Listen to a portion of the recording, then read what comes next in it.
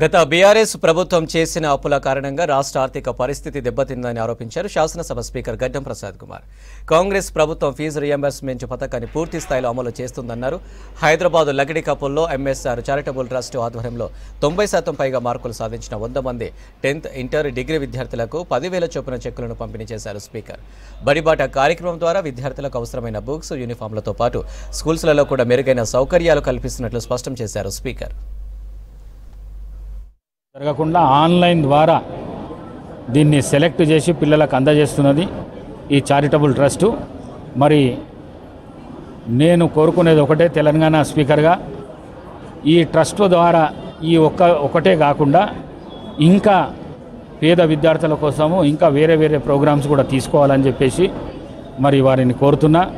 వారితో పాటు వారి సతీమణి శిరీష కూడా, వాళ్ళ పుత్రుడు పుత్రిక కూడా ఈ సంస్థకు సాయం చేస్తున్నారని చెప్తున్నారు.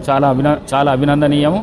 మరి అదేవిధంగా ఈరోజు తీసుకుంటున్న ₹1 కోటి ఆర్థిక సహాయము విద్యార్థులకు అందరినీ అభినందిస్తూ, మరి అదేవిధంగా వారి తల్లిదండ్రులను కూడా అభినందిస్తూ పిల్లలను మంచి చదువులు చదివిస్తున్నందుకు మరి ప్రభుత్వ పరంగా కూడా విద్యకు సంబంధించి, హెల్త్కు సంబంధించి చాలా పెద్ద కార్యక్రమాలు చేస్తున్నాం.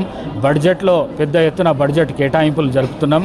మరి ఇప్పటికే ఈ సంవత్సరానికి సంబంధించిన పాఠ్య పుస్తకాలు కానీ, నోట్బుక్స్ కానీ, పిల్లల డ్రెస్సులు కానీ, మరి అదేవిధంగా గురుకుల్ స్కూల్కు సంబంధించిన విషయాలు కానీ చాలా పెద్ద ఎత్తున ఈ విద్య కోసము, మరి అదేవిధంగా ఆరోగ్యం కోసము ఈ రాష్ట్ర ప్రభుత్వము, రాష్ట్ర ముఖ్యమంత్రి శ్రీ రేవంత్ రెడ్డి గారు పెద్ద ఎత్తున ఖర్చు చేసే విషయాన్ని మీ ద్వారా ఈ తెలంగాణ ప్రజలకందరికీ నేను తెలియజేస్తున్నాను.